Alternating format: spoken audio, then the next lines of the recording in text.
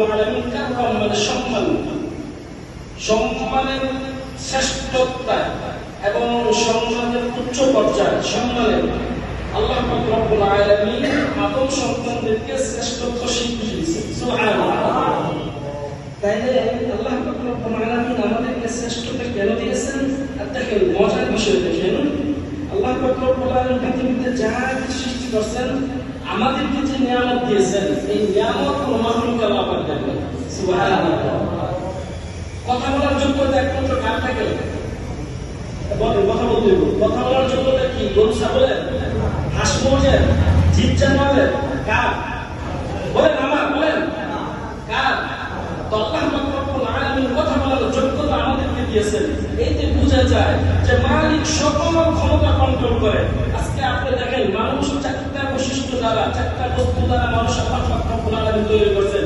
আগুন, বাতাস, মাটি, পানি। আগুন, বাতাস, মাটি, পানি, চারটা বস্তু দ্বারা আল্লাহ পাক রব্বুল আলামিন আমাদেরকে সৃষ্টি করেছেন। আর আমাদের দেহ তো সৃষ্টি হয়েছে মায়ের গর্ভে। আর দেহের ভিতরে যে ইঞ্জিন, যে রূহ, আল্লাহ পাক রব্বুল আলামিন জান্নাত থেকে আমাদেরকে রূহ দিয়েছেন, ইঞ্জিন দিয়েছেন। আর বডি আল্লাহ পাক মায়ের গর্ভে ধারণ করেছেন। সুতরাং এই বডিটা হলো মায়ের গর্ভ থেকে আল্লাহ পাক রব্বুল আলামিন আমাদেরকে দিয়েছেন। আর যে ইঞ্জিন এবং রূহটা আল্লাহ পাক জান্নাত থেকে আদম সন্তানকে দিয়েছেন। তাহলে বোঝা যায়, দেখেন আমাদের পিতামাতা থাকতো জান্নাতে, আমাদের রূহ থাকতো জান্নাতে, তো আমরাও জান্নাতে যাইতে চাই না? আল্লাহ তুমি আমাদেরকে জান্নাতে প্রবেশ করাও। সিস্টেম আহমদ কি বলে? পিতামাতা জান্নাতে থাকছে, সত্য না মিথ্যা? দেহটা দুনিয়াতে বানাইছেন, আর বডি, যে রূহ, যে ইঞ্জিন আল্লাহ পাক রব্বুল আলামিন আমাদেরকে জান্নাত থেকে দিয়েছেন। তাইলে রূহ তো জান্নাতে, আর পিতামাতা বসবাস করতে জান্নাতে। আল্লাহ পাক রব্বুল আলামিন যেন আমাদেরকে ইঙ্গিত দিতেছেন, এই রমজানকে উপলক্ষ করে জান্নাতের দরজাগুলো আল্লাহ পাক খুলে দিয়েছেন, জাহান্নামের দরজাগুলো আল্লাহ পাক রব্বুল আলামিন বন্ধ করে দিয়েছেন। ওয়াসুলসিয়াতিশ শায়াতিন, শয়তানদেরকে আল্লাহ পাক রব্বুল আলামিন চিরকাল এবং এক মাসের জন্য আবদ্ধ করে রাখছেন, শিকল দিয়ে আবদ্ধ করে রাখছেন, যেন শয়তান না করতে পারে উম্মতদেরকে, বিশ্বনবীর উম্মতকে যেন ওই ওয়াসওয়াসা না দিয়ে গুনাহে লিপ্ত না করতে পারে। তো বোঝা যায় পিতামাতা জান্নাতে থাকছেন, আমাদের রূহ জান্নাতে থেকে দেওয়া হয়েছে। আর রমজানকে উপলক্ষ করে আল্লাহ পাক রব্বুল আলামিন জাহান্নামের দরজাগুলোকে বন্ধ করে দিয়েছেন, জান্নাতের দরজাগুলোকে খুলে দিয়েছেন, শয়তানদেরকে বন্ধ করে দিয়েছেন। আল্লাহ যেন এইটাই চায় যে বান্দা যেন আগুনে না পড়ে, বান্দা যেন জাহান্নামে না যায়। বান্দাকে আমি অনেক যত্ন করে বানাইছি, অনেক আদর করে বানাইছি, অনেক সৌন্দর্য ভিত্তিতে আমি আল্লাহ পাক রব্বুল আলামিন আপনাদেরকে নিজ হাতে বানাইছি। সুতরাং আল্লাহ পাক চায় না কোন বান্দা জাহান্নামের আগুনে নিক্ষেপ হোক। ঠিক না ভাই? যেগুলোকে চিন্তা করেন, সেটা বলতেছিলাম, চারটা বস্তু দ্বারা আল্লাহ পাক রব্বুল আলামিন আমাদেরকে সৃষ্টি করেছেন। কি কি? আগুন, বাতাস, মাটি, পানি। এই চারটা খুশুসিয়াত মানুষের ভিতরে আছে। আচ্ছা আচ্ছা বলেন তো, যে মুয়াজ্জিন যখন আযান দেয়, আযানের শব্দ শুধু কি বলেন? আল্লাহু আকবার। কি? আল্লাহ বলেন না? আল্লাহ, আল্লাহু আকবার বলেন। আওয়াজ দিয়ে বলেন। আওয়াজ দেন।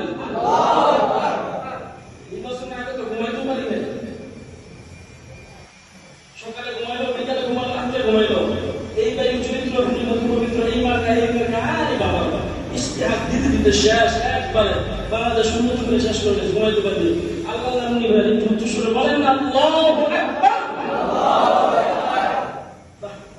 কি মজা লাগছে না? আরে ভাই, একটা শব্দ যদি মালিক কবুল করে শুনেন, শুনেন, যদি একটা বাক্য আল্লাহ পাক রব্বুল আলামিন কবুল করে নেন, তাহলে ওর জন্য জান্নাত আছে। দিল সে जो बात निकलती है, दिल से जो बात निकलती है, ऐसे रखते हैं पर नहीं है मगर ताकत फर्क रखते हैं। अल्लाहु আকবার। দিল থেকে যখন কোন বান্দা মালিকের নাম নেয়, দিল থেকে যখন কোন বান্দা মালিককে খুশি করার জন্য আমল করে, দিল থেকে যখন মালিকের নাম নেয়, আল্লাহু আকবার, সুবহানাল্লাহ, লা ইলাহা ইল্লাল্লাহ, এই একটা শব্দ এমন পাওয়া যে একটা শব্দ দ্বারা বান্দা জান্নাতকে ওয়াজিব করতে পারে। সুবহানাল্লাহ, সুবহানাল্লাহ। আগুন, বাতাস, মাটি, পানি, চারটা বস্তু দ্বারা আল্লাহ পাক রব্বুল আলামিন মানুষকে সৃষ্টি করেছেন।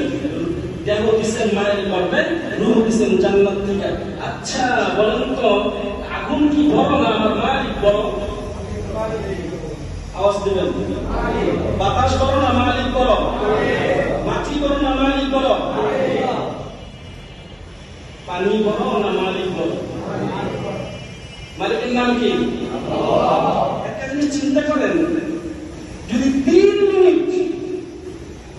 বাতাসের ক্ষমতা আল্লাহ পাকের হাতের মুঠো, ঠিক না ঠিক? আগুনের ক্ষমতা, বাতাসের ক্ষমতা, মাটির ক্ষমতা, পানির ক্ষমতা, সব ক্ষমতা একমাত্র আল্লাহর মুঠের ভিতরে। সুবহানাল্লাহ বলেন। সব ক্ষমতা আল্লাহর মুঠের ভিতরে। যদি আল্লাহ পাক রব্বুল আলামিন অর্ডার করে 3 মিনিটের জন্য, জাস্ট 3 মিনিট সারা পৃথিবীতে বাতাস আমি বন্ধ করে দিলাম, যুবক, বৃদ্ধ, মাসুম বাচ্চা, শিশু, মায়ের গর্ভে যে সন্তানগুলো আছে, বলেন উচ্চ সুরে, কোন হকের বেঁচে থাকার ক্ষমতা আছে? কিসের ক্ষমতা? কিসের কথা বলেন? 3 মিনিট বাতাস যদি আল্লাহ পাক রব্বুল আলামিন নিষেধ করে দেয়, বাতাস যদি চলবে না, স্টপ হয়ে যাও, সারা পৃথিবী মানুষ একটা বেঁচে থাকার ক্ষমতা রাখবে না। কি দেখতেছেন? শীতাতপ নিয়ন্ত্রিত অক্সিজেনের মাধ্যমে না, অক্সিজেন যে জায়গা থেকে আসে, যে জায়গা গ্রহণ করে, ওটা মালিকের দেওয়া। মালিক যদি বাতাস বন্ধ করে দেয়, বিশ্বাস করার ক্ষমতা আমার আপনার কেমন নেই। আল্লাহু আকবার। তারপর মালিক চিনলাম না, আল্লাহ চিনলাম না, আর যে আল্লাহ রব্বুল আলামিন আমাকে সুস্থ রাখছেন, আপনাকে সুস্থ রাখছেন, বিশ্বাস করে অসুস্থ মানুষ শীতে যন্ত্রণায় থাকে, যার পা নাই কি যন্ত্রণায় থাকে, মালিককে আমরা চিনলাম না, যুবক তুমি চিনল না, বৃদ্ধ চিনল না, চিন্তা করে কি একদিন যা বৃদ্ধ হয়ে নামাজ পড়বো, রোজা ধরবো, রোজা ধরতেছে না, কেন? কষ্ট হয়। আল্লাহর পয়গম্বর কি বলেন? আরে পেটের পীড়ায়, ঘুরন্ত অবস্থায়, পানিতে, আগুনে যদি কোনো ব্যক্তি ইন্তেকাল করে, তাকে তোমরা মৃত্যু বলো না। আমি আল্লাহর রাসূল সাল্লাল্লাহু আলাইহি ওয়াসাল্লাম বলতেছি, আল্লাহর ভাষায় প্রত্যেকটা ব্যক্তি হলো শহীদ মর্যাদা। আগুনে পড়লে কি শহীদ, পেটের পীড়ায় মৃত্যুবরণ করলে কি শহীদ। বলতেছিলাম ক্ষুধা তো লাগবে ভাই, কষ্ট ছাড়া কোনো সহ্য করা যায় না। বলেন, এই যে আজকে এত সার্টিফিকেট অর্জন করছে, লেখাপড়া না করে, লেখাপড়া না করে সার্টিফিকেট আসে, এই জায়গায় আসছেন, কষ্ট করে দাঁড়াবেন, আল্লাহু আকবার, দাঁড়াইলেন, তারপর আবার রুকু দিবেন, সিজদা দিবেন, আবার কেরাত করবেন, আবার তাশাহুদ করবেন, দুরূদ শরীফ করবেন, কষ্ট আছে। এই যে তারা নামাজ পড়তেছেন 24 টাকাতে 40 সারাদিন রোজা রাখা, আবার এই রুকু সিজদা করে নামাজ পড়ে, তো কষ্টের জন্য তো জানেন না। সুখ তো মুসলমানদের জন্য তো দুনিয়াতে সুখ না। মুসলমান বিশ্বাস করে একমাত্র শান্তির জায়গা হলো জান্নাত, ঠিক না বেঠে? দুনিয়াতে কোনো শান্তির জায়গা? দুনিয়াটাতে কাফেরদের জন্য। দুনিয়াতে কাদের জন্য? কাফেরদের জন্য। আজকে মুসলমানের বাচ্চারা উচ্চ সুরে বলে, খাও দাও ভক্তি করো, তুমি একটা মস্ত বড় রাসূলুল্লাহ বলেন। এটা কি মুসলমানের কোনো শ্রম হতে পারে? মুসলমান তো শ্রমের না, এটা খাও দাও ভক্তি করে, এটা না। কষ্ট করো, নামাজ পড়ো, আল্লাহর হুকুম মানো, আল্লাহর ইবাদত করো, অফুরন্ত শান্তির জায়গা তোমার জন্য জান্নাত, ঠিক না বেটে? আল্লাহু আকবার। আচ্ছা, আল্লাহর ক্ষমতা সম্বন্ধে বলছিলাম। আল্লাহ পাক রব্বুল আলামিন বলেন, যদি 3 মিনিটের জন্য আল্লাহর ক্ষমতাকে আল্লাহ পাক কন্ট্রোলে নিয়ে নেন, যদি 5 মিনিটের জন্য আল্লাহ পাক রব্বুল আলামিন দুনিয়ার বাতাসগুলোকে বন্ধ করে দেন, কোনো মানুষ যেন বেঁচে থাকতে পারবে না। আজকে তো আমরা বিশ্বাস করি না, একদিন নিয়ে বিশ্বাস করি না। আরে ভাই, একদিন লাগান যে কত শত শত কোটি কোটি টাকা এই অক্সিজেনের কাজে ব্যয় হইতেছে। আরে মালিকের দেওয়া নিঃশ্বাস নিতেছি, আনতেছি, একবারও চিন্তা করি না আমি যে নিঃশ্বাস নিলাম, আমি যে শ্বাস প্রশ্বাস করতেছি, এটা কার দেওয়া? বলেন, কার দেওয়া? আল্লাহ পাক রব্বুল আলামিনের দেয়া যদি আমার এত নিয়ামত হয়, তাহলে ওই মালিকের কাছ করবো না, কার কাছ করবো? আর মুসলমান তো কোনো মাখলুকের কাছে চাইতে পারে না। মুসলমান একমাত্র আল্লাহ ছাড়া কারো উপর ভরসা করতে পারে। ঠিক না ঠিক? মুসলমান কারো ভরসা করতে পারে?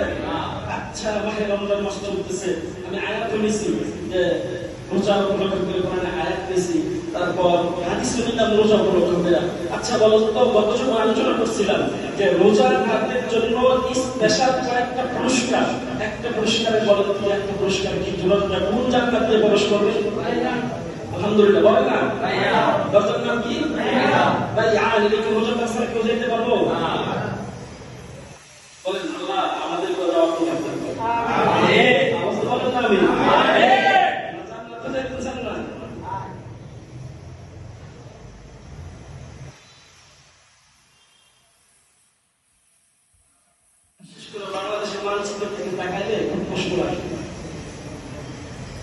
আমি অনেক সময় বলি যে আল্লাহর হুকুম মানে না, যে বাতিলের সাথে আঘাত করে, যে মোট কথা যে আল্লাহকে মানে না, তার দ্বারা পৃথিবীতে সব কাজ করা সম্ভব। তার দ্বারা পৃথিবীতে সব কাজ করা কি সম্ভব। গতকাল দলিকা মিলে আমাদের নিয়ে কি হয়েছে, রমজান মাস থেকে একের পর এক দর্শক হইতেছে না, এই কমে এইবারে এইবারে আবার আমরা স্লোগান দিই এইবার মিসকিবার করে করেছে শুধু শান্তি শান্তি শান্তি। না, শান্তি আস্তে আস্তে যে কমে আসবো না, শান্তি নিহত আমার আপনার আচরণের ভিতরে।